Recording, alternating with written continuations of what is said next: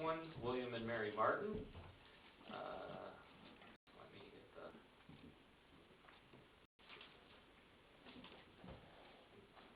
file up here.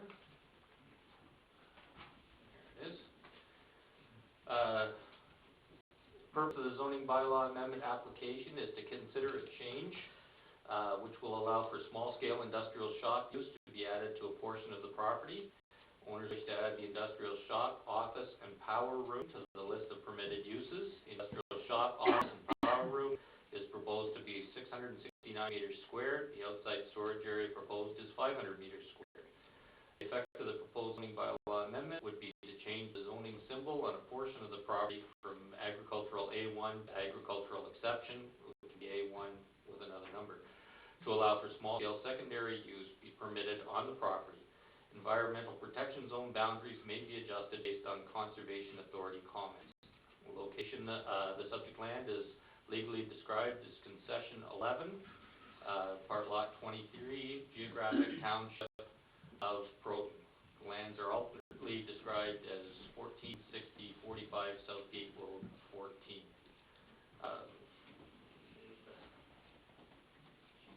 Can I have confirmation that the notice was given toward the Planning Act? Yes, proper notice was given. The notice was sent on January 21st, and the sign was posted on January 24th. Thank you.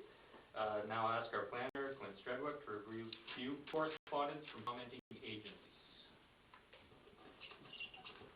Thank you, Chair Woodbury. The first set of comments we have is from the Saugeen Valley Conservation Authority. And to summarize,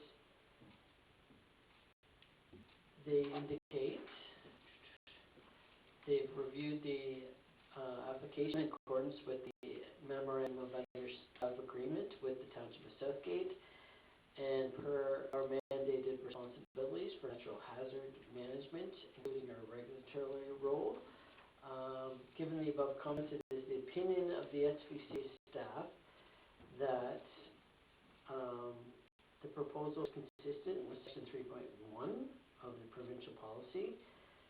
It's consistent with 2.1 of the Natural Heritage Policies, inconsistent with the Grey County Official Plan and Township of Southgate Official Plan, Natural Hazard and Natural Heritage features. With the exception of habitat for endangered species and threatened species, which the applicant must address. So, just a new way of stating the same thing that they usually state, but that's that. The Public Works Manager indicates that safe access can be provided. A rural asphalt is the road standard, and it's a load restricted road, and the Risk Management Office indicates that it's not within a wellhead protection area. The Building Department indicates that development will require applicable permits before construction, and a barrier-free washroom is required with a septic system. A suitable water source may be required for firefighting purposes. So that could be a creek, that could be a reservoir, etc. The Grey County Planning Department indicate that at this point in time, county planning staff recommend deferral of the subject application until further review and comments are received from the local conservation authority to determine whether an EIS will be required prior to development. As we heard in the comments, an EIS is not required, and it's acceptable to them. The Historic Saugeen Métis indicate that all of the land review functions have been reviewed and have no objection or opposition to the proposed development. And that's all of the application comments in the file. Thank you. Were there any comments from the public received? None received. Thank you. Any questions from council at this time? Comment? Comments, questions? Go ahead, Arm. How are you, Clinton? Good evening. I'm well. It says in the SECA, the natural hazards, it actually says it is floodplain, potentially unevaluated. Staff's opinion that has land show that it is low in elevation. So it has passed on proper guidelines, but if it's going to flood, the water coming out of the ditch or the low floodplain, it's not going to be held back by the SBC saying it's going to be 30 meters. It's going to go where it wants. So is this something we have to look forward to, especially with climate change and the way the insurance people are going? Is there any liability down the road to the township if it does flood? Just a query. As far as liability with the township, I would say no. They, in reviewing the comments that from the SPCA, they've reviewed it against the natural hazards, which would include floodplains, and they're finding that it meets those criteria in terms of policy and whatnot, and therefore it's acceptable. If it didn't meet those policies, then presumably they would say it's not acceptable and ask them to change it to move it out of the floodplain area. So that's my interpretation of what they've said. So, yeah. That's fine. I just saw the actual word floodplain, Yep. Clinton, and with a red flag. Barbara? If I may, I can speak to that. The SVCA will take into account the entire property and its unevaluated wetlands and the floodplain therewith, but the actual development isn't proposed for within those hazard lands or in the EP zone. They will have accounted for the appropriate setbacks and taken it to the latest 100-year flood range. Thank you. Jim? Question for the applicant. Is it a suitable supply of water for firefighting purposes? There's a pond on a gravel pit just across the lake, just around the corner. There's a big pond, S3 gravel pit. There's a big pond there. So you have access to that? Or does the fire department have access? I guess I'm not sure about that. Clint's got something for you. That will be evaluated at the site plan stage, and if that pond is accessible, it'll be up to the fire department to determine whether or not that's acceptable. If it's not, then a reservoir or some other means of fighting fire would be required in terms of providing reservoir for water. Okay. Did you want to add anything? Sure. With regards to the water, there's actually two big rivers on Southgate Road 15, just south of 14. That should give suitable water, depending on the site plan, but I would say probably it'll be fine without water on site. Thank you. Go ahead. It's also a condition of the building department that a suitable water source be required for firefighting, so it's good that it's being addressed. Okay, thank you. No more from council. The agent or applicant is present. If you'd like to make a presentation, you can come up and do that. If not, you're good. I don't think we have anything to add. Okay, thank you. Is there anyone present who would like to make a submission in support of this application? Is there anyone present that would like to make a submission in opposition to the application? Any other questions from council? Okay, so that is that file. And we'll move on to the next one, which is Solomon and Veronica Brubaker. And the purpose of the bylaw amendment application is to consider a change to allow small-scale industrial shop use to be added to a portion of the property. The owners wish to add a dry industrial shop, office, and power room to the list of permitted uses. The dry industrial workshop, office, and power room are proposed to be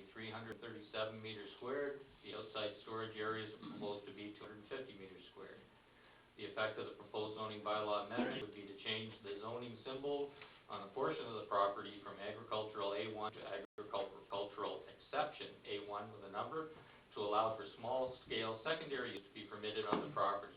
The environmental protection zone boundary may be adjusted based on Conservation Authority comments. The subject land is legally described as Concession 6, Lot 34, Geographic Township, Croton. The lands are alternately described as 106482 Southgate Road 10. The subject land is shown on the back of the notice. Could I have confirmation from the clerk that proper notice was given in accordance with the Planning Act?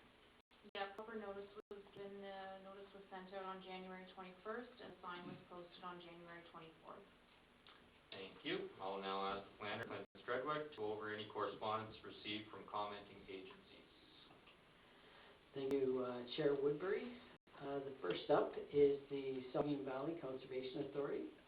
They indicate that the proposed zoning bylaw amendment is acceptable to the SPCA staff, and that it is consistent with the natural heritage policies of the PPS, the natural hazard policies of the PPS, and it's consistent with the Grey County Official Plan and Township of Southgate policies for natural hazards and natural heritage.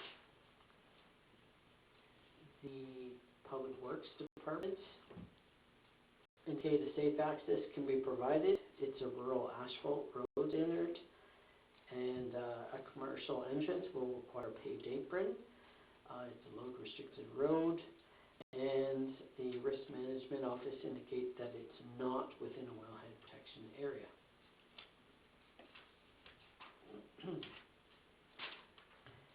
The Building Department indicates development will require applicable permits before construction.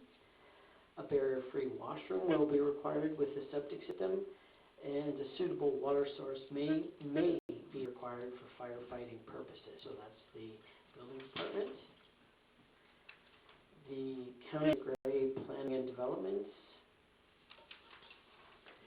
indicate that provided positive comments are received from the Conservation Authority and MDS can be met, county planning staff have no concerns. The Historic Saugeen Métis have reviewed the relevant documents and have no objection. And I believe that's all of the agency comments. Thank you. Were there any comments from public received? None received. Okay. Any questions or comments from council? Barbara? Through you, Clinton, can you go back to the SVCA letter that you were reading? Because the one that I have was with regard to proposed tree clearing and future development for 106482 Southgate Road 10. And they have concerns with regard to plan number 4, that it says plan number 4 will need to be revised, that all buildings and structures will be located beyond or outside the EP zone for the property. Tree clearing would not be recommended. The proposal to clear trees on the property is not acceptable as the area proposed to be cleared is considered wetlands. So I'm just wondering if, because you said that it was, well, I can't see it from here. February 12th? No, November 21st. This is February 12th, 2020. Okay, that's the one that was in the file. Yeah, the one in the package we received is from November 21st, 2019.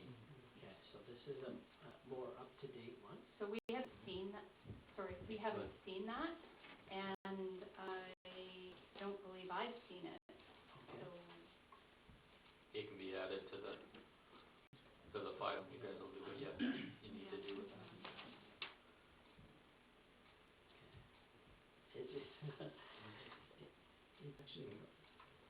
It's actually copied to you, I know, but Counselor, but I guess it's somewhere in the mail.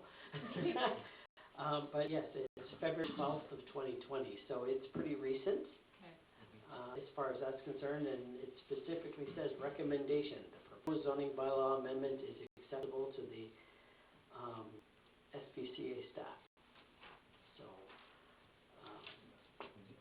I'm I'm at SCCA tomorrow, but I'm going to assume that they did submit a revised proposal and that proposal has therefore now acceptable to SCCA, but I didn't receive the copy yet. I mean, it may have maybe said sit on the letter, but sometimes they forget to actually put my name in the distribution. Yeah, fair enough. Thanks for clarifying. It'll be added to the file and for everybody to see. Any other discussion or comment, questions from council at this time? I did wonder about that too. There's a lot of talk about clear cutting and then there's a swamp, and I just said, not right, so it is good to see if that went through and the proper channel, so, yep. Okay, if the applicant or agent's present, if you'd like to say anything for the record. Don't think we have anything to add. Okay, thank you. Is there anyone present that'd like to make a submission in support? Is there anyone present that would like to make a submission in opposition to the application? Any further questions from, or comments from council? Okay, so that would be that file, and we'll move on to the next one, which is 2681316 Ontario Incorporated. Purpose of this proposed zoning bylaw amendment application is to consider a change to allow for the storage and retail of fuels, specifically propane tanks. The owners wish to add a storage and retail of fuels specifically for propane to the list of permitted uses. Thanks, guys, for coming out. Yep, thanks. The effect of the proposed zoning bylaw amendment would be to add the additional permitted use to the existing uses of the C2-212 zone exception. The zoning symbol on property, C2-212, would remain the same. The environmental protection zone boundary may be adjusted based on Conservation Authority comments. Subject land is legally described as Plan 110, Lot 22, Part Lot 11, Concession 2, Lot 41, Mill Street, RP 16R 6145, Parts 1, 2, 3, Main Street West, Geographic Township of Egremont. The lands are alternatively described as 392046 Bray Road 109. We have confirmation from the clerk, proper notice was given. Yes, proper notice was given, the notice was sent on January 21st, and the sign was posted on January 24th. Thank you. I'll ask our planner, Clint Stridwick, to review correspondence from commenting agencies. Thank you, Chair Woodbury.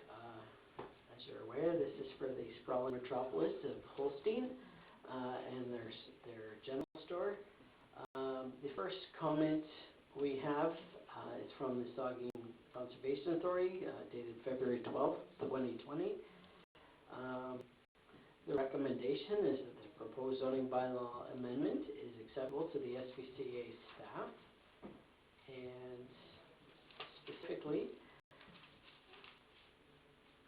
staff have reviewed the application as per our mandated responsibilities, and given the above comments, it is the opinion of the SPCA staff that it's consistent with Section 3.1, Section 2.1, and the Grey County and Southgate official plan policies. So it conforms to their policies, and they have no issue with that. The County of Grey indicate that provided positive comments are received from the Conservation Authority regarding the hazard lands and the adjacent stream. County planning staff have no further concerns. The Public Works Department indicate that it's safe access can be provided. It's a Grey County road jurisdiction. And it's not a load restricted road, and it's not within a wellhead protection area. Building departments indicate that no concerns or objections with the application, and propane storage will need to follow TSSA regulations. It wasn't clear, this is essentially for the storage of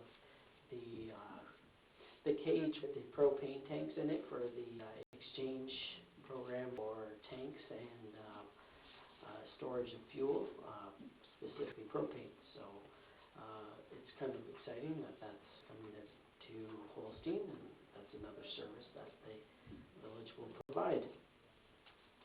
The Historic Saugeen Métis have no concerns or objections to the proposed application. And that is all of the agency comments, Great. Were there any comments received from members of the public? and none received. Any questions or comments from council? Martin? Clem, that TSA, another acronym, would that limit how many propane tanks they could have there? Like, would that be in a site plan, or is that part of the fire, or is that just being in town? Don't ask me what TSSA stands for, because I can't remember what the acronym stands for. Safety standards. Yeah, Oh, okay. so it's a safety standard thing. Essentially, what I look at it for is with every bulk fuel storage, whether it be this kind of thing for propane tanks or gas, like the big gas tanks or what have you, they actually provide the township with a map showing, it's rather ominous. They show a map with a distance and a big circle around it from that epicenter being the propane tanks or whatever it is. And they basically say, this is the blast radius. And you're to notify everyone within that area if there's a change in any of the uses, not for the people that are there, but for the individual, so that they're the individual who is operating the propane tanks and looking after them, so that they can assess their safety requirements and see if they need to add anything extra. Like if you put all of a sudden a 3-story residential building, all of a sudden that may change their risk management plan, and they have to do something different then. You know, that's essentially what all of that is for. It's not actually to warn those people within that area. It's actually to tell the person operating the system to manage their risk better. Michael? The only thing I have, Clint, is, so this store had to do it with all these small farms with propane storage out there for their forklifts and stuff. Do they need to change their zoning bylaws on their farms because it's the same, they could store as many tanks as they do? It is different when it's dealing with the operation of a farm. Agriculture does take a special place in policy, but in this case, it's within a settlement area, and it's also a retail to the public. Whereas on a farm, I couldn't just walk up and say, can I buy X amount of pounds of propane? That's just not how it works. So that's why there's a difference. Okay. Any further questions or comments at this time from council? Not seeing any. I'll ask if the applicant's present, if they'd like to make a presentation for the record, but they're not here, so Sam, did you want to jump? Okay, maybe. Yeah. I'll ask if there's anyone that'd like to make a submission in support of the application. I'd like to ask if there's anyone that would like to make a submission in opposition to the application. Any other questions or comments from council?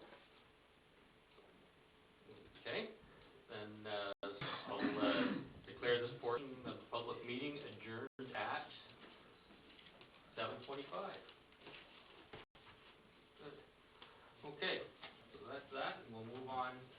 I need a motion to confirm the agenda as amended, and that'll be with the amendments that were received, plus we need to add CAO report 2020-018. Barb, you know that? Okay. We need a resolution to waive procedure in order, because we're actually not providing notice for that staff report, and then we can, should that pass, then we would have the amendment of the agenda. Yeah, I was gonna suggest that, that's probably best. Let me just grab this section, and we can do that. Okay. So before we move the agenda as amended,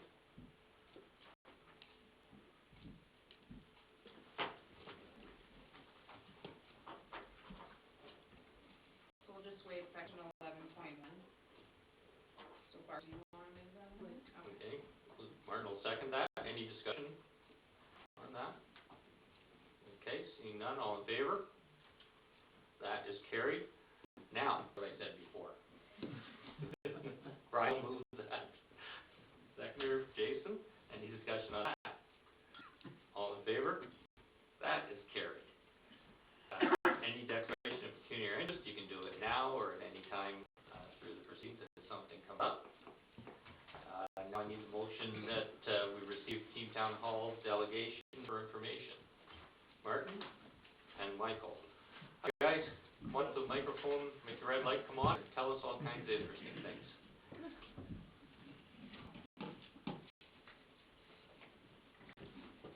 Good evening, council staff and community members. I'm Samantha Perrant, and I'm here tonight with my fellow team member Nathan McMahon on behalf of Team Town Hall to update you on progress from October till now in our efforts to set up the framework to successfully launch our Old Town Hall fundraising project. We have also attached highlights in our delegation from our fall ISIP grant application for your personal review, as well as our projected annual operating budget. I apologize if you had a chance to look those over. Some simple numbers in the budget didn't copy over properly, so we provided a paper copy as well. So, since October, Town Hall, we've been investing in time into team building, and we're proud to present tonight that we have 11 individuals who have dedicated the next 2 years as members of the official Team Town Hall board. As a part of this board, all the members have signed on to a monthly meeting commitment and to help set direction for the rest of our Team Town Hall. The board members are Mary Redmond, Samantha Parent, Scott Parent, Katie Gorman, Don Black, Ricarda Osu, and Lee Gorman, Jessica Walker, myself, Lacey McMahon, and Josh Welch.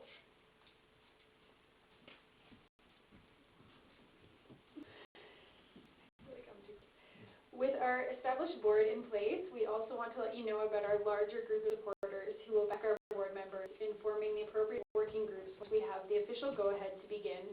Working groups such as fundraising, marketing, design, operation, grant application. Our supporters span the surrounding communities, and we are eager to provide their help as needed. Together, we are looking to create a synergy with other organizations in our community to mutually benefit and spur on downtown vitalization in Dundalk.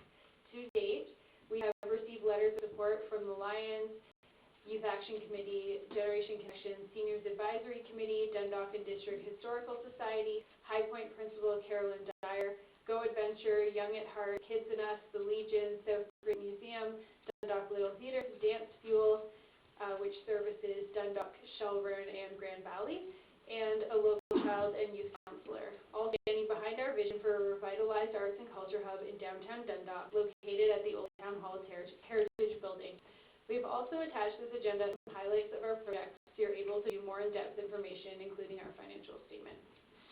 As fundraising is upon us, Mary Redmond and I met with CAO Dave Milner, Treasurer Liam Gott, and Councillor and Head Rec Committee Martin Shipston on January 15th to request that the township receive and hold donations for us and issue receipts for tax purposes, as this seems to be the most accountable, transparent, and trustworthy approach at this time.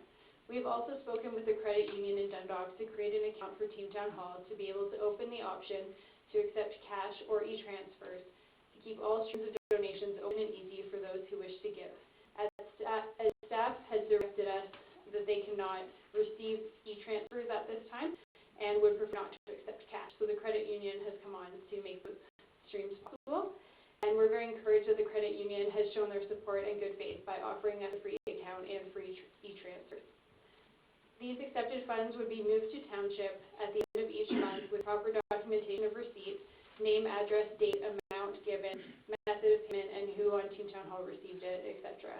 Township staff were receptive of this idea for flowing funds at the time of our meeting, as per Policy 81, which allows staff to accept donations, issue tax receipts, and flow through funds to community partners. By the end of 2020, we should be able to know what the move forward will look like. At the meeting, we discussed what would happen if by chance the entire project is not to move forward. As we know, donors will want that assurance that their money would be refunded and not held by the township for another project use. We think it's important to give donors this assurance, especially with the nature of many large donations. We're eager to set this up and would like to let council know of our discussion with township staff in alignment with policy 81 to flow through the funding for us. We will be able to accept donations into our credit union accounts in the coming weeks, but we await confirmation that we will be able to direct donations to township as well. We have much interest in our fundraising effort and we're eager to begin. Just to share this with you guys, we have a signed written commitment from February 5th that came in, and at this time we decided to just withhold that name from the sender, but we have that letter that says there is some money available for the reconstruction work when it comes off the ground. The town would not be done off if the town hall as it is not there. Wishing you good luck and success in your efforts. So, on top of the interest in donations by individuals, a community fundraiser has been planned for March 7th, 2020, this year. The event has been organized by members of the community outside of Team Town Hall, and they have pledged 100% of the proceeds to go to the Old Town Hall Project Fund, which is an amazing show of support from the community members, some of which that live outside of Southgate. We've been exploring other grant options available to us. We want to let the council know that as grants become available, we are actively combing through them to see if they would fit for us. We were recently going to go for a Trillium Deed grant, but found out it will not work for funding flow through situations such as ours, where the township is working with a community partner. However, we are very interested in a pilot arts and culture program in the first floor vacant space before reno begin. If it would be feasible, and we will be looking into it more in the up and coming month and looking for a fitting grant opportunity. In line with the council's vision for revitalization of downtown Dundalk, we encourage you to see the Old Town Hall as a multi-use arts and cultural hub that will be a key landmark in downtown Dundalk. And we thank you for your support in our project. We hope this update has proved informative and look forward to 2020 to work together with our community as the overwhelming support has been clear and we have a very strong plan to move forward. We're happy to take any feedback at this time for questions. Great, thank you. Good to see you, Nathan. Hi.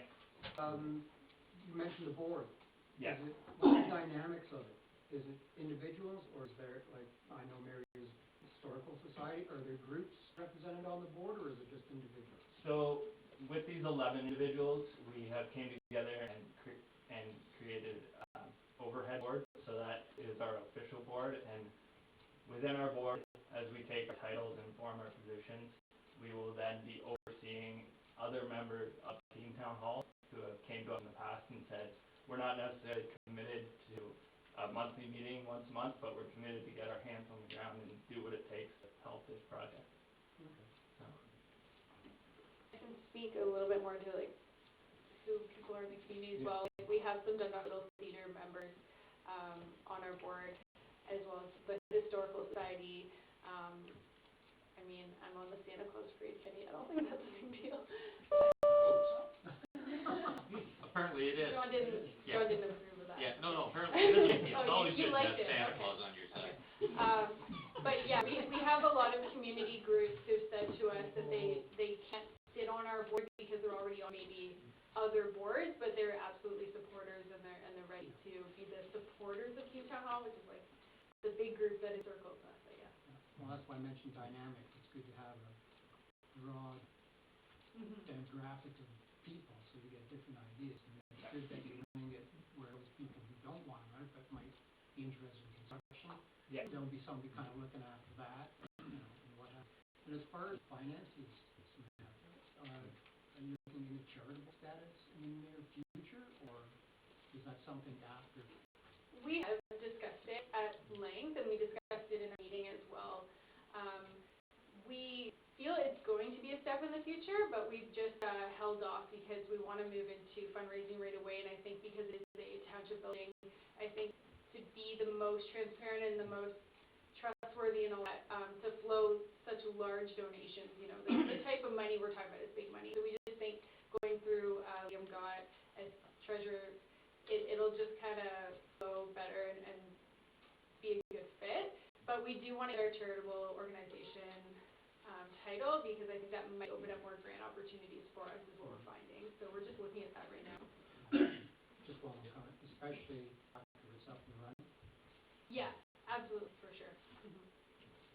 Thank you. Any other questions or comments from council? Okay, not seeing, oh, Jay? What's your projected fundraising goal for the end of 2020? Do you have these? So until we hear back about the ISIP grant, it's hard to say. Yeah, so we haven't actually set an official amount without knowing that. Like, we have all those figures that went into the grant, but I would say that it's looking like we need to fundraise in the community either way.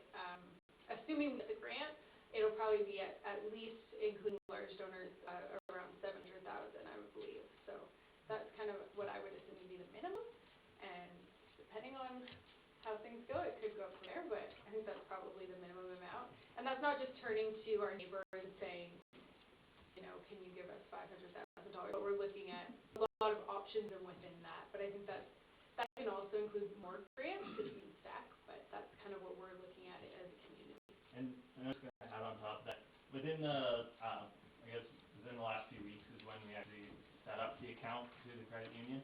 So as a board, from the last delegation we had, in setting the board, we've really been questioning ourselves too, is how can we go out and ask for fundraising donations and not have anywhere to put it. So we're really just trying to set up that kind of legal path first, so we can confidently say, yes, there's a place for you to put your money, yes, it's going to be protected, and here's the reasoning why. Okay, Barb? Thank you. Hello. Hello. Just a couple of questions with regard to the fundraising. If someone wanted to make a donation, but obviously we don't know the situation of ISIP grant yet, if for some reason they made the donation and that project, we didn't get the grant and we don't know what's going to happen, can that money be refunded? Because obviously they're making it, it's not like you have a fundraiser and then, you know, they give $5. That kind of money is difficult to then give back. Yeah. Is there a backup plan for those small cash donations? Yeah, so for the fundraiser happening March 7th, I know that it's going to be very light and small amounts, and I know that those people are throwing it at the town hall for advertising and whatnot, so those wouldn't be refunded. But in terms of the big donations that we're asking the township to hold for us, there's going to be an actual receipt given to them from us, not a tax receipt, but a Team Town Hall receipt that gives the terms that if this project isn't going ahead, that it will be refunded. Because we want to make sure that, you know, no one gets burned in the process.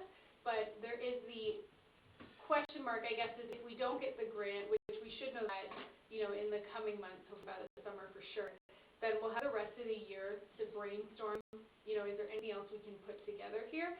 Because Liam explained to us he doesn't need to issue the tax receipts until obviously the end of the year.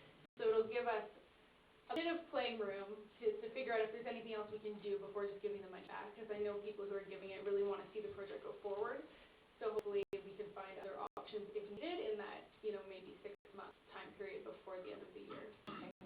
And if I may, the event on March 7th, that's less than 3 weeks away. What is it? Where is it? Can you give us any insight? Who's organizing it? How can we support it? I'm like, the first we've heard of it. Yeah, so it's March 7th at they're doing it at McIntyre Building. It has been set up by a local Facebook group. I know that they've already been selling t-shirts towards it, and it's a community potluck, so they're inviting whoever wants to come, have a good time, and donate towards this cause. They've been very clear on that 100% of the proceeds would go towards town hall. So it's hard because it is a Facebook group, so it's whoever is in that Facebook group, but they have been trying to make it public throughout the letter in that Facebook group. I haven't seen it yet. And one more thing. the letter that you received February 5th, a commitment of financial support, did they give you a value, or is it, are they asking not to release that information at this time? Yeah, it's not a confirmed, like, written amount. All we know is that they said that there's substantial money that they're holding in place for when we're ready to accept it. So we're kind of, trying to get that together so we can accept it. Exciting and intriguing. Okay, thank you, and thank you especially for coming out. I think that's gonna continue to be one of the most important parts is the communication. We keep it open and we keep talking about it and make sure we're on the same page. So thanks very much for coming out, and we'll go from there. Thank you. Thank you. Okay, now we get on with other fun stuff. We'll need motion, we have to vote on the motion to receive this information. All in favor? That is carried, thank you. Now I need a motion to approve the minutes from February 5th, council and closed sessions, and the 12th special meeting. Jason will move it, Martin will second it, any discussion? All in favor? That is carried, thank you. Motion 8.1.1, of the financial reports. Mover and seconder, please. Michael and Jim? Liam? Liam's not here this week. He is.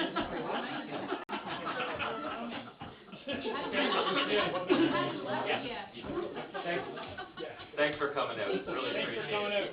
Yep. Everybody. Yep.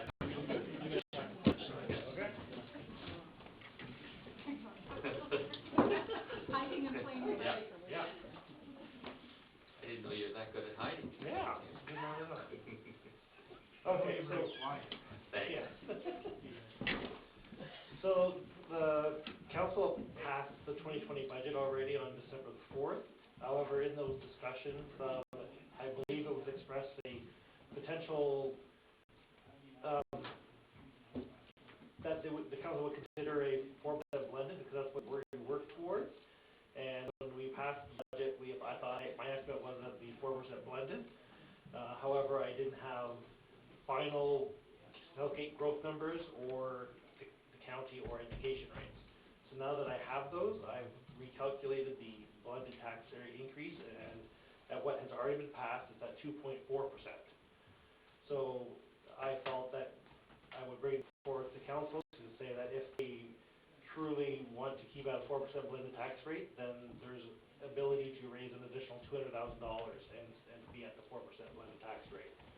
And I'm recommending that $200,000 be raised and go into roads infrastructure reserve, which was fully depleted with the current budget. Comments or questions? Martin? Liam, so by doing that, we kind of awaited our 1% levy that we wanted to do in times ahead too, so just to keep it in money in reserves. Yeah, so in the community action plan, it was expressed to look at implementing a 1% levy for the roads infrastructure, and for funding and financing time, there wasn't room to add that to the tax rate. So that I would say this $200,000 works out to be roughly 1.6%, so that in coordination with the cap, which was to 1% of the levy to go towards roads infrastructure. One more, if I may. It says the eventual sale in that pit, will that go into road reserves too, or will that go into anywhere? The proceeds of the sale are scheduled to go into the roads reserve. Okay. However, we can't spend the money until we've received it. So it's a placeholder in the budget that when that property is sold, the proceeds will go into roads reserve. Okay. So the 2020 budget actually projects it to be sold this year. And from what I've heard the last month or so, it's probably unlikely to happen in 2020. But again, I don't recommend spending the money before you actually received it, so. Okay. Thanks, Barb. Through the chair, Liam, can you refresh for for the first part, can you refresh our memory why we depleted, or how we depleted the entire roads budget reserve, the roads reserve? It's what you just said, that we depleted that, and I'm just wanting my memory refreshed. So in the roads, when we were setting up the roads, we had a 9%, I used 3%, and most departments got for roads, they used 9%, and some of that, so we depleted the roads reserve as well as had to issue some debt in 2020 to achieve that 9% impact. So. Okay. Would it, I mean, it's come to my attention that there is little money in the Seniors Advisory Committee to cover even their remuneration. We may have missed that in the budget process, and I'm just wondering, is there any reason we couldn't put half in the roads and half in the tax stabilization reserve for incidents where, you know, those unsuspecting boiler goes at the arena, you know, the furnace has to be replaced at Swinton Park, things like that. I'm just wondering if there's a value of splitting that and not putting it all into the road stabilization. Council could do that. It's not what I would recommend though, because at this point, the roads infrastructure reserve is depleted, and whereas the tax stabilization reserve has a fair number in there. I haven't done the analysis to know what the right level is, but there are dollars there, as well as the tax stabilization reserve is generally intended for operational differences as opposed to capital differences. So I believe funding the capital program is more important than setting aside money for operational needs. Okay, thank you. Brian? I'm quite supportive of doing this, Liam. I think we're way behind on our infrastructure deficit, as you've indicated on many occasions, and I think we need to do this for sure. I would suggest, Councillor Jabrine, that we can put the money wherever we want. We can use it however we want. It's only the DC reserves that we have to use for what they're there for. Liam can call it whatever he wants. Council can take that money and use it for whatever they want. I know Liam doesn't like that, but No, honestly, when the question was asked from Councilor Breen, that did cross my mind that it's still a discretionary reserve the council puts the money into, so they can feel free to take it out for any purpose in the future if they wish. Okay, any other questions or comments? Seeing none, all in favor? That is carried, thank you. we do buy a fire truck with it. I got somebody smiling there. Yeah, part of a fire truck, sure. 8.1.2, indeed mover and seconder for the asset management coordinator. Martin? And Brian? Sure. Yep. Okay, Liam? So, in the 2020 budget, council approved funding an asset management coordinator and financial analyst position to meet the increased legislative requirements that the township has to face over the next few years. So this is to bring forward the job description that has been drafted and requesting council approval to send it to the job evaluation committee for assessment. Okay, thank you. Any questions or comments? Martin? Liam, I was just wondering, with the dates for compliance, when are those dates set in stone for us or for your department? When does that have to be done to get you all ducks lined in a row? Because you did mention there were target dates for compliance, so I was just wondering if there's a really specific date in the next 2 years or year and a half. Yeah, so the next date that comes to mind is the July 1st, 2021, that we have to have our asset management plan to incorporate levels of service criteria, as well as I believe all core assets. And then I think the next level is, I'm not sure if it's 2022 or 20, I think it's 2023, where we have to have all assets within the plan, and then assigning levels of service on them. It's quite a task to get everything in there. One more, if I may, through the chair, Liam. And also on the job it was just stroked off community college for the level of, I was just wondering, we're looking at all the stuff that the person has to do, would the university degree be better since it's a short timeline and he knows what he's doing already, or is that up to you? Well, I would say at the community college, I've marked as a minimum requirement. We didn't want it to be too prescriptive, because we don't know what kind of, I think we need the right individual in here, that we don't necessarily have to have somebody that has a university education. We need to have someone who has the ability to do the work. And because there's so much demand for this type of position out there now, I want to leave it as flexible as possible for the person that we're going to get. Okay, thank you. Thank you. Any other questions or comments? Seeing none, all in favor? That is carried. Thank you, Liam. Try not to surprise Dave, or actually maybe try and surprise him more like that. Right, home now. Yeah. The mover and seconder for 8.2.1, the conference education and training policy. Brian and Jason? Lindsay? So, this one is coming back, from October, I believe it was. It was where, council chose option number 2. They were given the 5 options at the time, just to update the, under the employee professional development section.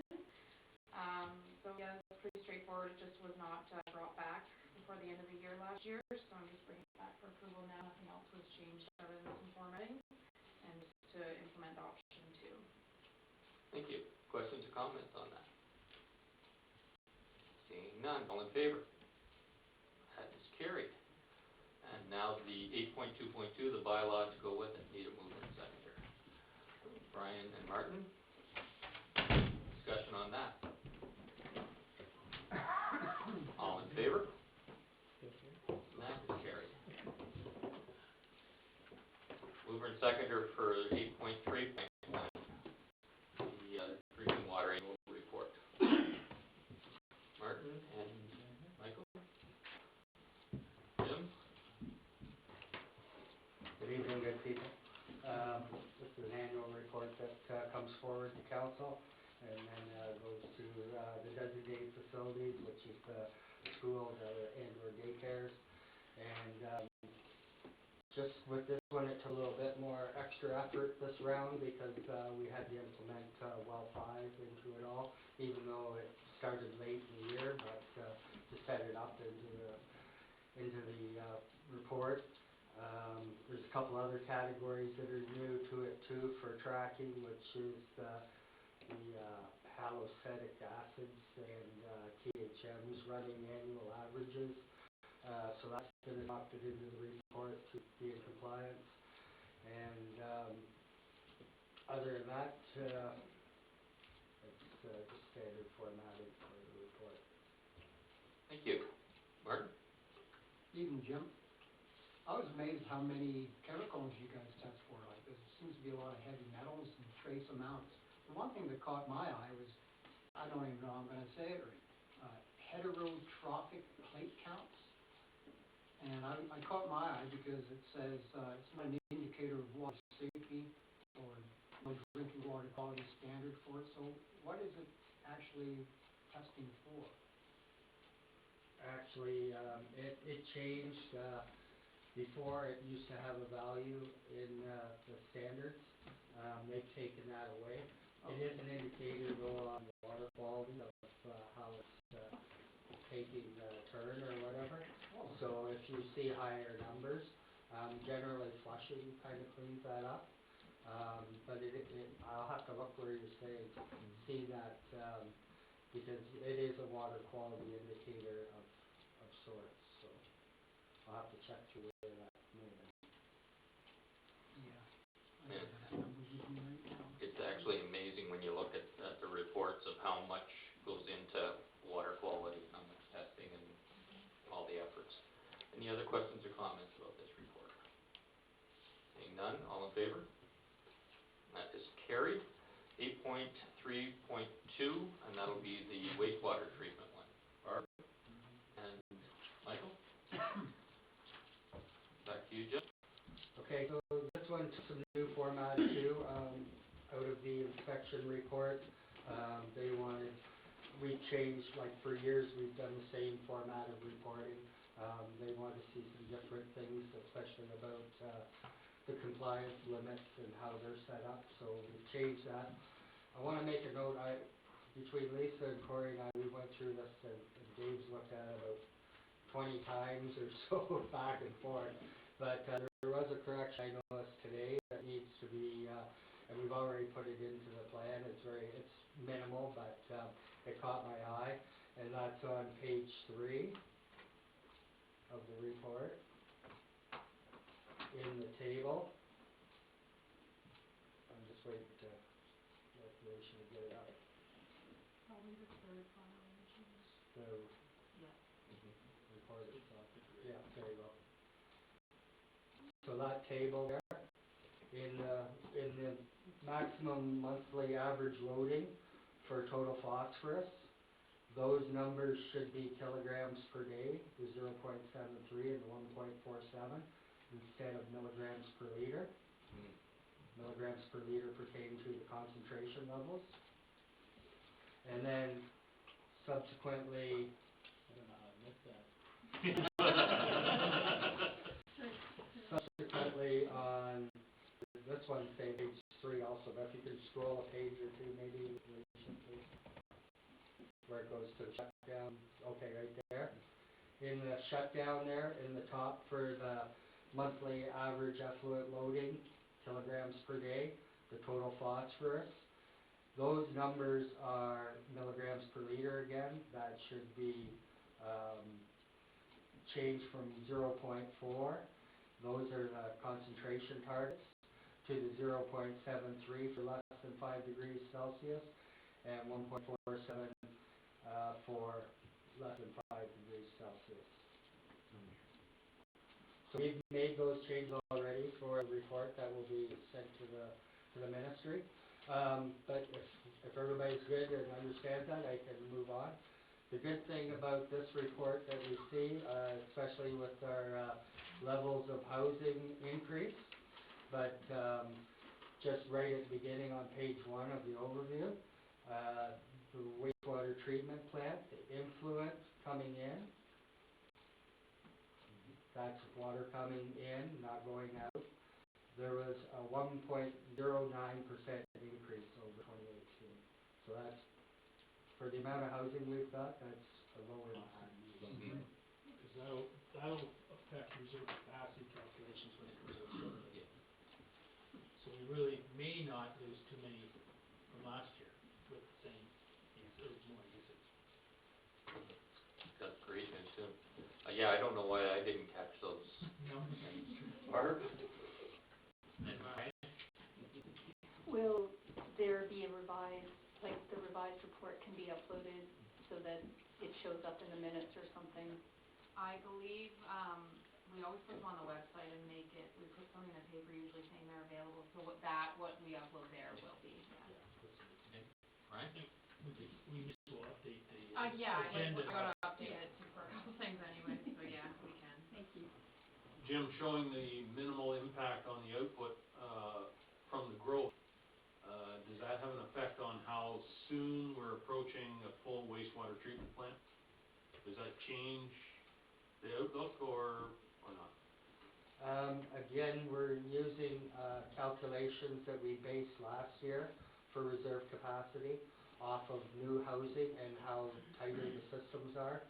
So that calculation will kind of keep going forward, so it'll be a play in numbers a little bit. It's, I'm not going to say necessarily it depends on the growth about how far a full mechanical is. Again, during the visioning statement, or session, I indicated that, you know, what we may be looking at right now is more or less kind of Band-Aid solutions. If the explosion growth is going to happen, the ultimate probably is that we'll need to scale back to meet the needs. Okay, thanks. Any other questions or comments on this one? Martin? Just out of curiosity, Jim, I was reading the part about pH values and the chemical that you add to that. Would you be able to get and stop the algae from forming in the spring without adding the chemicals or that other alum you mentioned in your report? Like it happens obviously a few times a year, and instead it blocks filtration if it gets too bad or something? Could you stop it in its tracks before it gets bad? That's basically what I'm saying. So, we've noticed this over the last few years, starting to happen a little bit more and more. And that, we do add alum at the front end already, it's dripped in, but, through our GRD optimization, program that we're involved with, other Red River, utilities too, we discussed, and Aqua is one of them, and, with our roundtables, we discussed where, our issues, and, there was, back in the day when we were seasonally discharging before the filter building, they used to go in there with boats and, drop alum in around the lagoons. So that, this year, we did that to, try and see if that would help. And, it certainly seemed to make a difference. It comes with quite a cost. It costs about $20,000-$30,000 to do that. But what we're going to think that's really happening now is we are going to do a sludge assessment of the lagoons in the spring. We think that there's enough volume there that's contributing to growth of algae. So if we end up going through a practice of removing sludge and get the cell basically cleaned out again, we'll be at a fresher start, and that'll be less nutrients for the algae to consume and grow on. So it's kind of a cycle process with the lagoon, and it's maybe caught up with us now. So Okay, thank you. Thank you. Not seeing anything further. All in favor? That is carried. Thank you. 8.3.3, vote the grader tender. Need mover and seconder. Jim? And Barbara? And Jim again. Special, okay. We had two bids for two different models of graders that are comparable for horsepower, kind of. We wanted to go with the higher horsepower, but we wanted to look at the options to see the comparable, and our recommendation is for the 870 John Deere with adding the warranty package to it. We bought the warranty the last time, the last grader. We haven't had to use that warranty. The grader before that, we didn't buy the warranty, and it cost us, I think it was $35,000 for a transmission. So, anyhow, it's a little bit of insurance for the amount it is, $15,000 to play with, and that was a big ticket item. So there was maybe a couple little things, but that was a big thing that was caught with the previous 2 times ago warranties. So that's what we're recommending again. We want to put this on GovDeals. We feel that we see graders going out there this year and models for around 60,000, so we think we can still reach that 50. But by chance, if we don't get it, then we'll have to trade it. We'll take it in for the trade-in value of 35 to come off the price. So. I should mention too that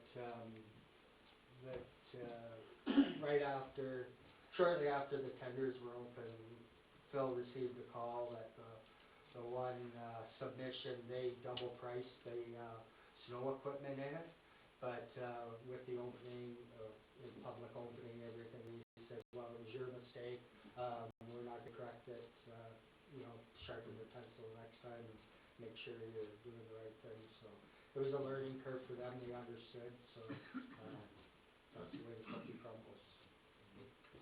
Thank you. Questions, comments? Brian and then Martin. Jim, I noticed, the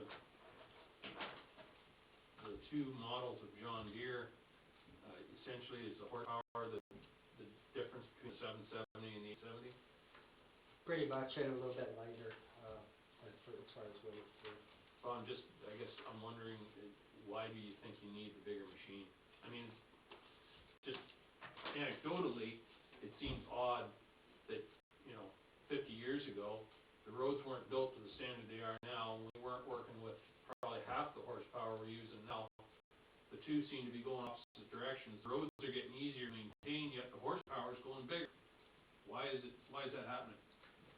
This one is going to go into the Holstein fleet. There's a lot more hills out there, a lot bigger hills, so, we could maybe think about it, over this way, a little bit flatter, but there's a lot more hills over that way required. You know, some of lately we aren't quite seeing the snow we're seeing to have to push. If we were trying to push snow in 2013, it might be a different story too. But Well, again, it's going the opposite direction, right? We're getting less snow, more ice. Anyway, thanks. Thank you. Mark? Yeah, that was one of the questions that I had basically, the bigger size of engine. And this might be a silly question, but that 15,000 for warranty, is that parts, labor, or it's parts for the 5-year warranty? Phil did a bit more research on this than myself. I know for sure it's parts. Well, I'm not sure how I would suspect that it's some labor. I would think so, yeah. I could get you an answer from Phil. Thank you. Thanks. Michael? So it's not to do with the servicing of the machine, like how our machine that we just purchased now, it's all done remotely, it's hooked GPS, so they know that it hit 250 hours, they just automatically come out and change the oil, grease it. It's nothing to do with that though, right? No, it's not a maintenance program like that. But these newer machines, we get the information sent back to them on these machines, so they're seeing some troubleshooting maybe before we are our operator, and they're sending us the flag saying, this is happening with the machine, so you should have this looked at. But it's not a maintenance project, this is for extended warranty. Okay, thank you. Not seeing any more, all in favor? That's carried, thank you. 8.3.4, the Wellington North Boundary Road Agreement. Mover and seconder, please. Jim? And Jason? Hey, Jim? Yeah, so again, we've done a couple of these the last year and a half or so. These have been outdated a little bit. This Wellington North one is very minor in nature. We do not have a whole lot of common roads together as compared to some of the other ones with Grey Highlands and West Grey and Langton. So it's very short what this one is. We've met with staff from Wellington North and went back and forth with a little bit, not too much. This is the same agreement that we did with West Grey basically. Then we did one with Grey Highlands. Grey Highlands had it legally reviewed. It got a few points changed in it, which is this version. So it's pretty standard, and next week I'll be talking Good Roads to Langton about theirs and getting it refreshed in the next month or so. Thank you. Any questions or comments from council? I see a thought. Nope, that's gone. Good. Okay. All right, all in favor? That is carried. Now I need a mover and seconder for 8.3.5, the bylaw for that. Michael and Barb, any discussion on this? Seeing none, all in favor? And that is carried. Thanks, Jim. As soon as we get, we can meet a mover and seconder for 8.4.1, and then we'll get Dave back in. Barb and Martin? Ding the buzzer. Yeah, we'll have to ding the buzzer. I was gonna move up the fire one for you, chief, but then I thought, why would I ruin date night early? So I thought maybe, then I thought about moving it back a little bit, but I think it's probably just at the right spot, so we'll go from there.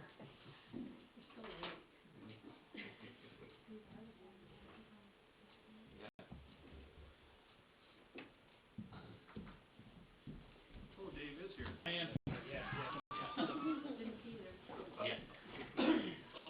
We've just got to 8.4.1, the fire prevention job description. Okay, that. If you want to speak to it, or the chief, or all of you. So, what this report is about is, at last meeting, Derek presented a job description which you approved in draft. We then took that job description as approved in draft to the Job Evaluation Committee, which the mayor was part of, and we evaluated the fire prevention officer position and put it in pay band 12. And we've also brought the revised job description with minor changes and the interim posting that would close March the 9th, 2020. And that would be advertised internally. Beyond that, we want to, we're not sure whether that's going to be, will satisfy our needs. We may go external after that, but at this point, we're going with an internal process. And we then would make a decision, that the hiring committee would make a decision whether to hire internally or go externally, and that'll take a bit more time. So if there's any questions, you can fire them at Derek. Did you have anything you want to add to that, Derek? No, I think that was pretty good, other than there's a little correction, Dave said pay band 12, it's actually pay band 10. Sorry, did I say 12? Yeah. I don't like spending money. Mm. It is 12. Well, we got to check and see if we can get that through. Martin? Hey, Derek. With the, if it's internal and you have your senior staff, do all of them have that NFPA 1021, 1041, 1001? Or is that something that you can still train them in the position when they get into it, or? So, the officers have 1021.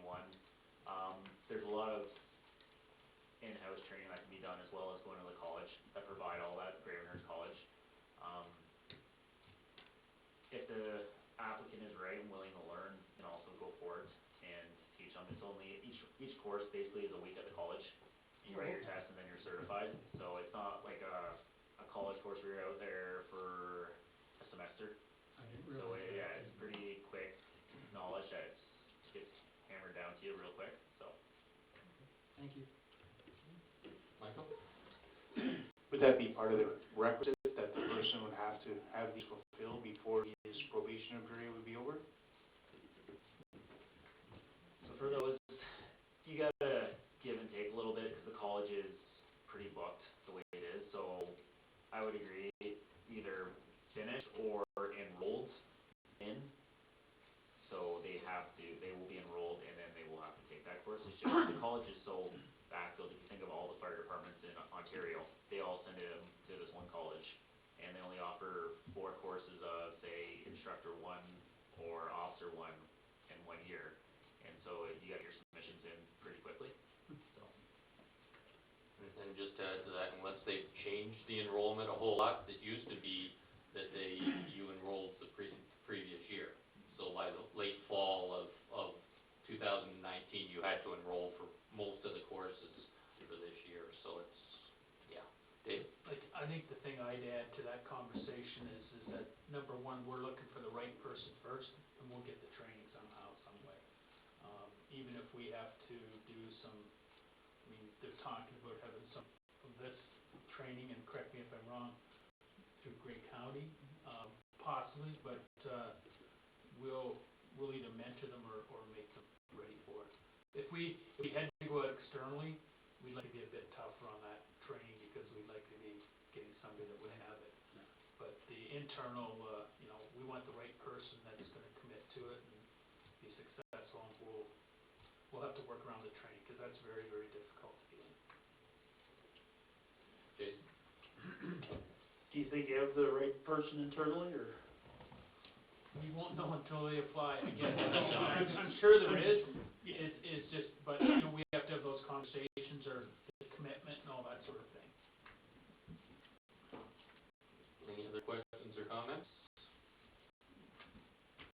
Seeing none, all in favor of the motion? That is carried, thank you. 8.4.2, that's for the deputy position. I need a mover and seconder. Brian and Martin? So the volunteer deputy position went through the same process. I don't believe there was any changes to the job description, but we did place that job in pay band 9, and we would go through the same process. Training is not so much an issue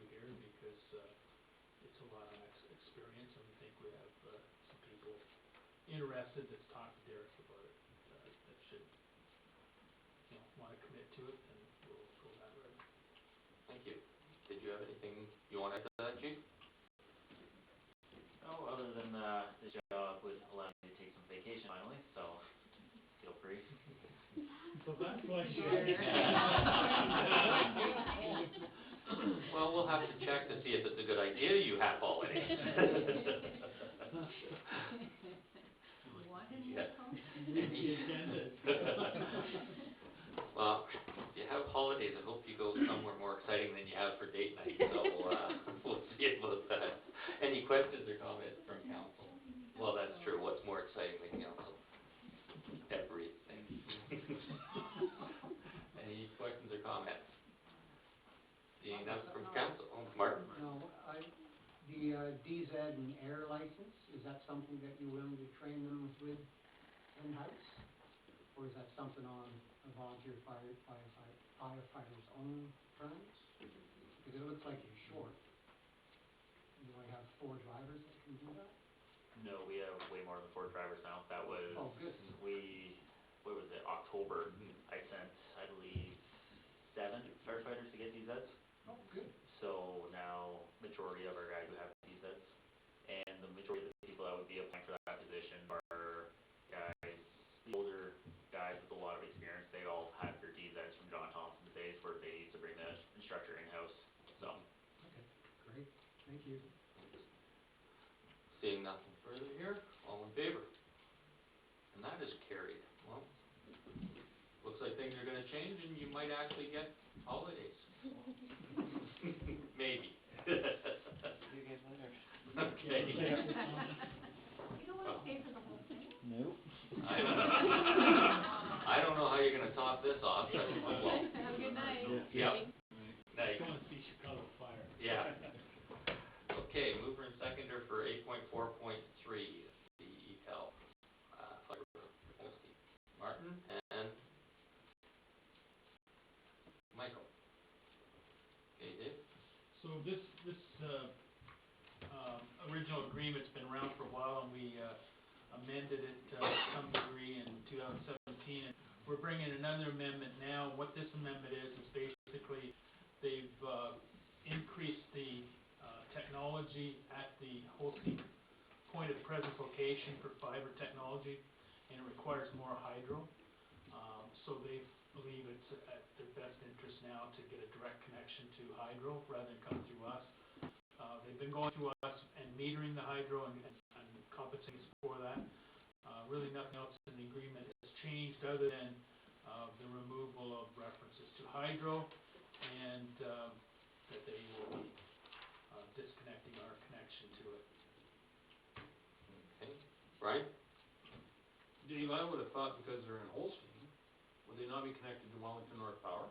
Sorry, is that, they are connected to Wellington North Power. So, and they're looking for a direct connection to, Sorry, I said hydro, I mean electricity, to the grid. So they're going to be going off Wellington North Power system directly. So they've got a transformer connection on our property that will meter them directly from Wellington North. Sorry. Did I say Hydro One? I don't know what you said, no. It's just hydro, I just said Hydro. one of those generic peanuts. Yeah. We'll call it the juice. The Okay, juice will be juice. coming from Wellington Juice. North. Yeah. Yeah. Geez, You're I had taking- to ask that question myself because I do know it's Wellington North. Yeah. It's part of Holstein, and I wasn't sure whether we were still getting metered from there or not, but we are. Good. So, one other question I have was, where are they pushing, are they burying fiber to extend their system, and where are they doing that? So, yeah, they were planning on, they were waiting for the SWIFT project, and so they're proliferating that, Holstein, those Holstein connections out in the rural area. That's likely gonna be over the next 10 years, it's gonna take to do that. But as demand, comes forward their way and the business grows, that's what they're gonna be doing. They're also doing the same thing in Dundalk. They were working with Jim on Main Street. They've worked with Flato North, in the Flato North and Flato West subdivision. Flatowies to put their services in there. And, we were working towards a POP location in Hopeville, either here in Hopeville. And this whole SWIFT thing has kind of blown up on them, that there's no SWIFT funding because they say this area's over-serviced. And I kind of got that there's somebody complaining, threatening that, there's enough service in this area now, and I think they want to preserve their business. And, I mean, I haven't seen their service in this area even offered. So I put a call into SWIFT, I sent an email to them, and the email bounced back, so I don't have no idea how you go through SWIFT to even get in contact with them now. There's no phone number on their website that I could find, and I went through their contact email, and, it bounced back. So I'm still trying, I'm gonna try and make contact with somebody at, the conference to see if they have representation there from SWIFT, but anyway. This supposedly is a well-serviced area. Well, I can find gaps that tells me that it's not well-serviced, so. They do them, we had a bit of a presentation on that, and they have to do them in big circles. The deputy mayor of, Hanover, Fallon Hicks, is on that board still, I believe. So he may, through him or with, through Kim Wingrove, Kim would be able to get you in, because she's gone the last few meetings. But anyway, the plan was over the next 20 years is to make a connection from Holstein to Dundalk and out to Badgerose either, as well. But that's gonna be set back without this SWIFT funding. Martin? Yeah, Dave, I know you just said it was, we're considered over-serviced. Maybe to use, I better not use that word. Well, no, Well-serviced compared to other other parts of the places, city, yes. yeah. In bylaw, number 10, ATEL has the right to lease space onto the tower. What would they be leasing space on the tower for? So, they might, thank you. They, might have a company that comes along and say, you know, we're a trucking company that wanna put a repeater off that tower. So, you know, they have all kinds of capacity at different heights. Yeah. And they've offered us that we can get on there at no cost, because they're on our property, so. You know, all these towers try and sell space, as long as it doesn't interrupt their own service. Yeah. Okay, no, thank you. Okay. Seeing nothing further, all in favor? And that is carried. Now we need mover and seconder for 8.4.4, the bylaw. Michael and Barb, any questions or comments on that? All in favor?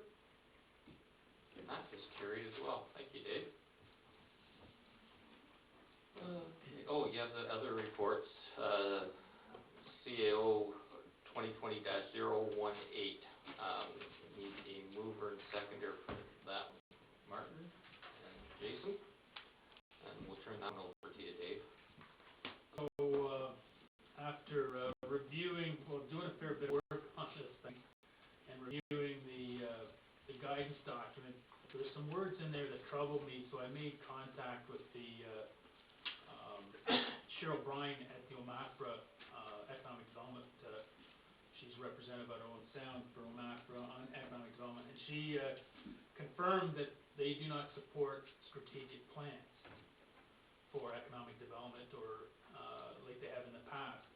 Yet, they put out a comparative document, or a document that shows what successful applications look like. And a high percentage of them in the last few rounds have been strategic plans and strategies. So I said, Cheryl, what? But anyway, she says, don't ask me, you know, I mean, Cheryl's really helpful. But anyway, so we kind of pulled back and we looked at our own strategic plan, or the community action plan. And in there we have various initiatives that, deal with things we need to do over the next, 4.5 years to fulfill our own community action plan. So in reviewing that and reviewing the guidance document for the RED program, we believe that there's a good fit between, like a business development and skills training project that would, over the next 2.5 years, we develop the program, once we get the funding, if we get it. There would be nothing done if we don't. We'll have to just do it on our own, at some point in time. But we've put together this project that, in the latter part of this year, September on, we'd, hire someone to, fulfill that job obligation of designing something, talking to the community, both agriculture and business, to find out what their training gaps are. Is it customer service? Is it, trying to understand our new clientele that may be coming into the community, because we've got now some, some different ethnicities that might want different services and different, products. So those are the kind of things, that we need to maybe, look at. But, the whole idea would be is to look at ways of adding services, that our customers in this area are willing to pay more for through training and better skills training to service customers. So the project would span over late 2020, 21, and 22. Our cost would be 50% of the project, and the total cost would be $134,000. $67,000 would be our share of those 3 years. $16,250 in 2020, $29,000 in 2021, and $21,750 in 2022. Of that $134,000, there'd be $30,000 per year in 2021 and 2022 just for hiring trainers to come in. So we would likely hire somewhere in the order of about 12 to 15 different people to come in and provide a service to train. There'd also be, we work with the County of Grey, the Four Counties Labor Board, and hopefully the Enterprise Center. We're yet to find out exactly what they're going to provide. Maybe we'll have to take people to them up in Owen Sound. But there's all kinds of mentoring services that we think we can get access to that wouldn't cost anything. We just have to facilitate. The idea here would be to find someone to work 25 hours a week in that kind of economic development role, again, with half of their position being paid by this project. Thank you. Martin? So you said 50%, Dave, so the red program you're proceeding with is the economic diversification and competitiveness stream, at 50%? Yes. Yeah, okay. Any other questions or comments? Seeing none, all in favor? And that is carried. Thanks, Dave. Okay. We need to move to seconder for 8.5.1. That's the Plateau North parking lot control. Jim and Brian? Clint?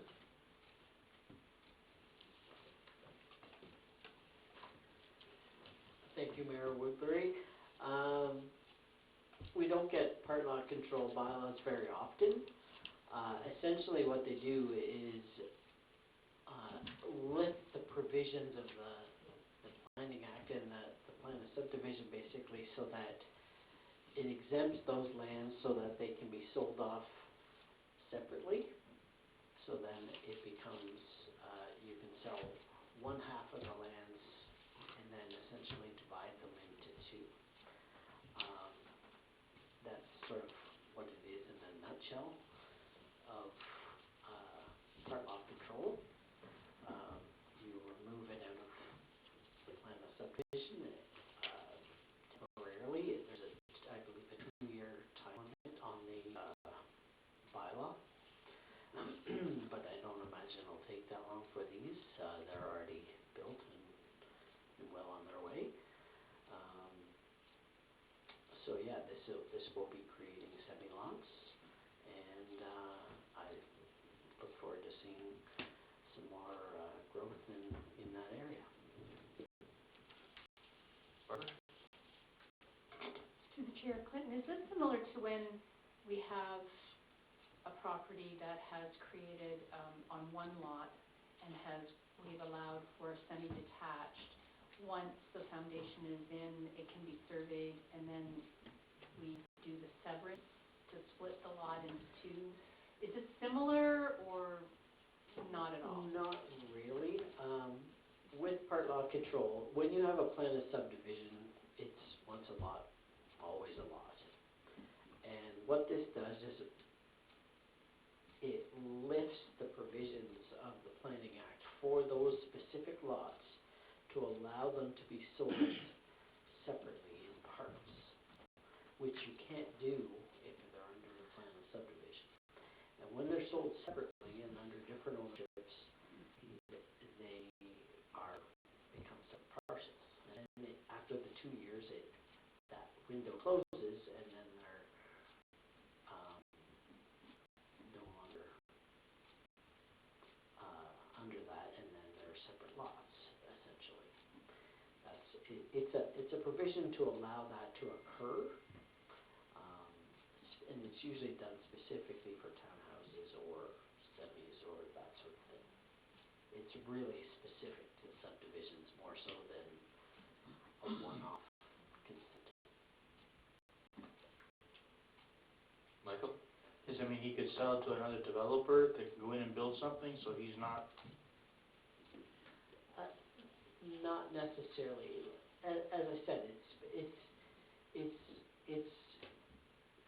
specific to those lots, like those specific lots. So you have a block, and then you can sell one half of that block to somebody else, and then keep the other half for yourself, or sell it to somebody else.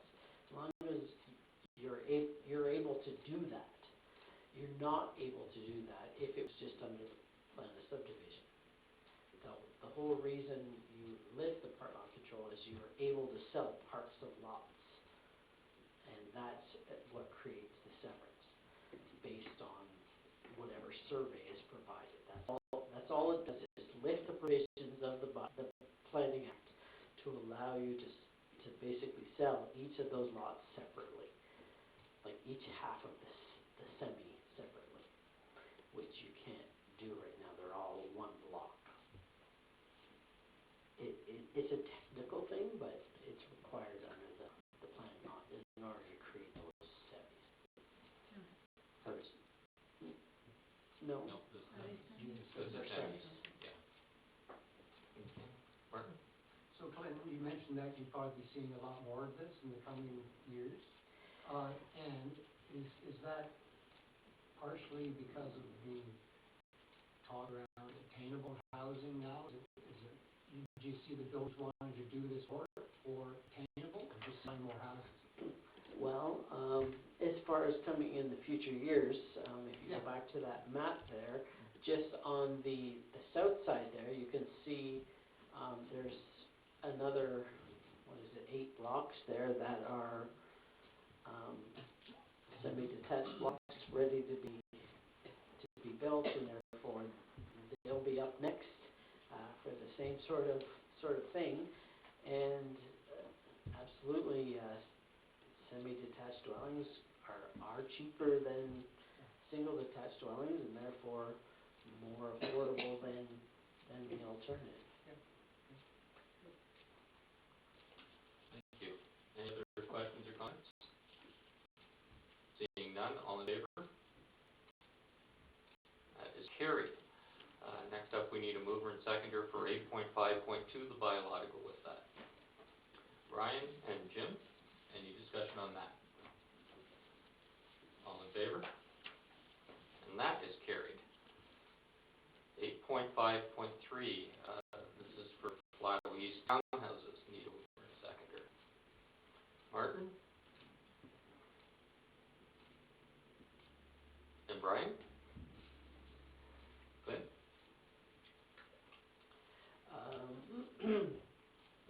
We had a public meeting in January on this. The Grey County Council has approved the red line revisions to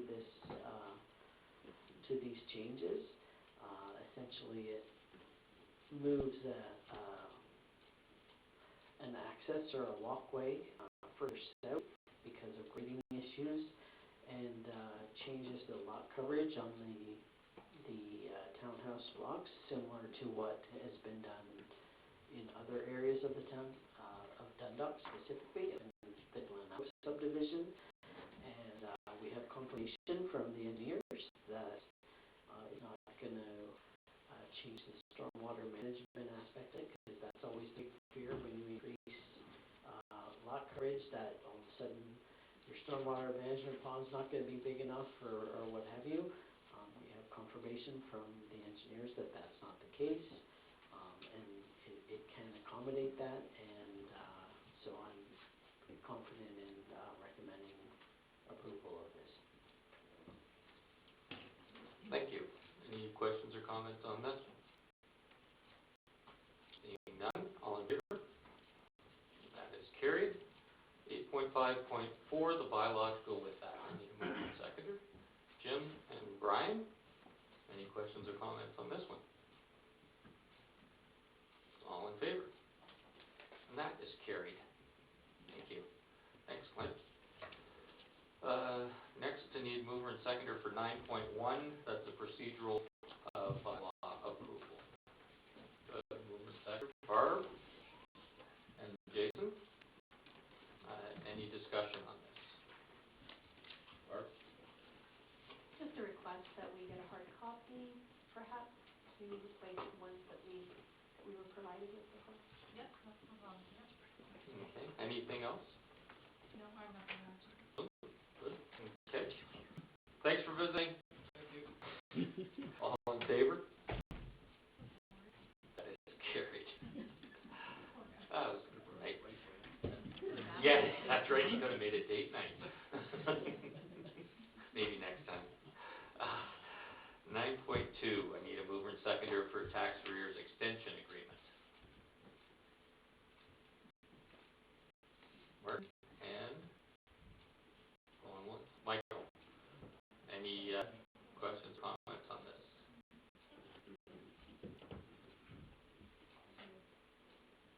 Barb? So just to clarify that this bylaw is the item that we have in the closed consent. That we're not going into closed session for, just couldn't get it to show up under closed consent for information, right? Yeah. We've had an opportunity to read it. Yes. We know, so, okay, just wanted to make sure there was that connection. Yeah.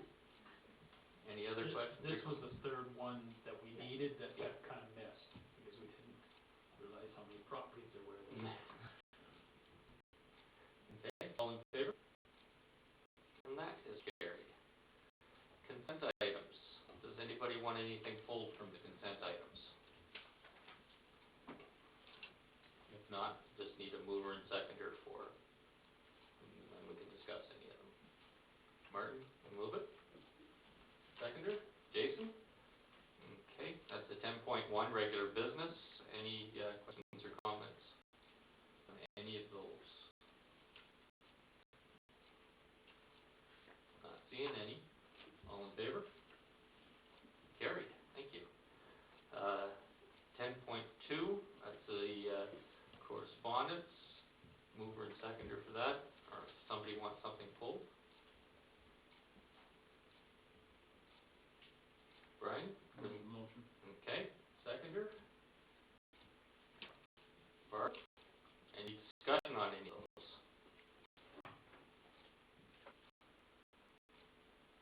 Do you have something, Martin? No? No, I was just, You just stretching? no, I was just, checking which one I thought I had on my paper, but we're good. Okay, all in favor? And that is carried, thank you. The closed consent, I need mover and seconder for that one. Barbara and Martin? Okay, all in favor of that one? And that is carried, thank you. OE report. We talked about a bunch of stuff at the county.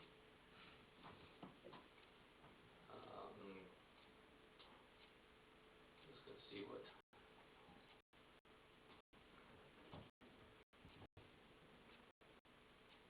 There wasn't a ton on the agenda, but it seemed to take us all day. Yeah. Yeah, does that pretty well cover it? Much. Yeah, there was the update from the medical officer of health concerning the virus that's going around. That Bay County is well prepared for anything. There's been no cases reported within the county, and they're continuing to monitor and be on the be on the proactive side of looking after things for that. The estimates for the budget was passed. Couple official plan things. Can't think of much more. Was anything that would highlight for us here? I don't think so, that pretty well covers it there. Yep. Okay. One thing I would mention, if I might, is sure. the purchase of the artifacts for the Grey Roots collection. Yep. The gentleman that is selling those artifacts to Grey Roots has already donated significant amounts of artifacts to Grey Roots in the past. And he's decreasing his collection and moving, and wanted to make sure these items stayed with Grey County, so he had some money invested with them, so he thought it was worth the county's efforts to keep them here. So the county council agreed. Yeah, and this was outside of the normal budget for the museum, and yeah, it was all military items. So, and it was things that they didn't have in the collection right now. So, yeah, so that's about that. Good news and celebration. Mark. So I received an email with regard to the Seniors Advisory Committee and the Southeast Grey Community Health Centre are presenting You Cannot Throw Your Granny Off the Bus. And I probably said that not as well as my counselor through my voice, but comedy, misery, and lively music mingle this play about elder abuse. So it's a free lunch, fun play, and a serious theme. It's March 17th at 12 noon at the Erskine Centre. Reservations or RSVPs are required in order to account for the luncheon. I would also mention that the Saugeen Valley Conservation Authority Annual General Meeting and Volunteer Appreciation Meeting is tomorrow at 10 a.m. I wasn't sure if anyone was able to attend. I was hoping to, but I have other commitments. Okay. I don't know if the deputy would like to bring greetings, or if we should leave that to our representative. That's entirely up to the mayor. If he wants me to do it, I'll do it. If not, I'm fine with other stuff. It's not a command performance by any stretch of the imagination. It's just that there are people that do occasionally come. You were Yeah, there last year, but it's not, obviously there's other commitments that keep you local and understand. Okay, well, I think then Councillor Debris can bring our greetings. Mark? I noticed in the paper with the agro exhibition expo, they're gonna be bringing back the rodeo Yep.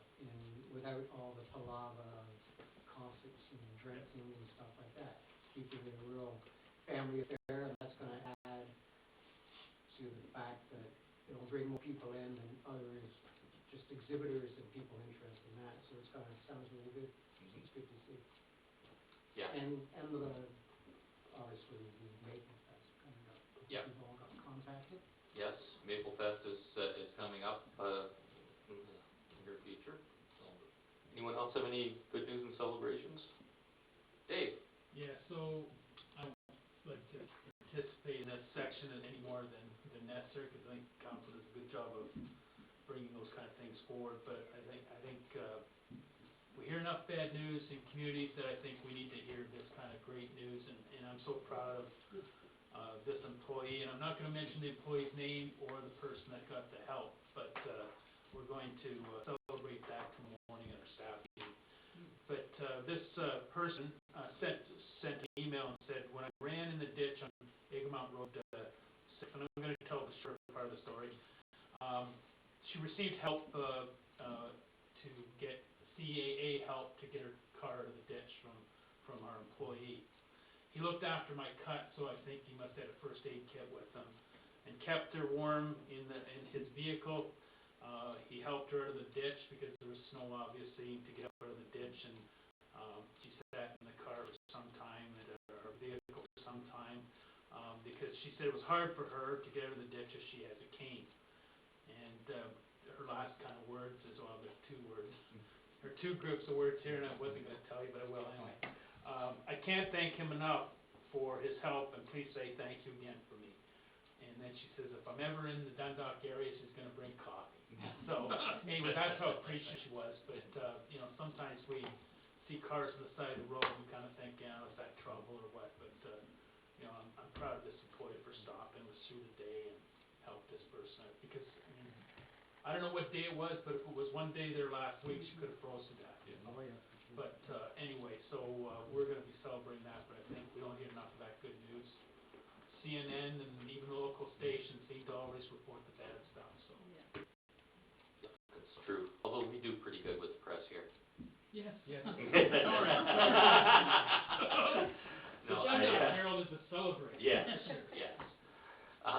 No, that's really good, and it just proves, I think, what most of us say all the time is the quality of the staff that we do have. And I think that time caring is well worth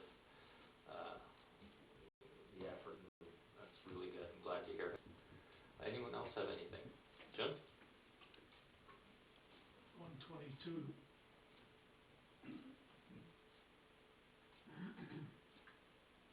There was a truck in the ditch. And the plow had just gone up there, and he spread an ample amount of sand on the road at that point, so the tow truck he something to grip the tires on. He was thinking. No, that's good. Yeah, that's another one of those things that, that's the type of thing that it's hard to train somebody to do this. That's the type of thing they're either gonna do or they're not, and, no, that's very good. Mark? Just an aside, those kind of stories are good for actually putting in marketing plans. This is what kind of community we have here. This is a good story, and things like that we should hear a lot more of, because they can be used, not just for the benefit of saying, hey, we're good, but corporately and tourism-wise, it's a good story. Yeah, and to kind of discuss that really, I think these things happen a lot, but we're also busy in our lives that we forget about the good Samaritan stuff so quickly and get back to that bottom of the barrel kind of stuff. And not, if we dealt with the top half of the cup more instead of the bottom half, we'd be a whole lot better. But it happens all the time. I think 95% of people do good things. Oh, yeah. Yep. Right? So in that vein of looking at the top half of the cup, the Leafs are not gonna miss the playoffs. Keep the faith, we're gonna get there. I think it's time for adjournment. Okay. Mover and seconder for confirming bylaw. Michael, that's either an eye scratch or you're moving it. Either way, I'm taking it. I'm just wiping it here. Oh, I know. It was a very moving speech. It was moving, and so we should. I gotta buy new plates. I gotta cover leaves off. Jim seconded that. The confirming bylaw, not the tier. He might have been seconding the tier too. All in favor? That is carried. Brian, would you like to adjourn? Yes, sir. Okay, we're adjourned. Thank you, everybody. Appreciate all that. Jim says that dealing Freddie Anderson on Monday for a defense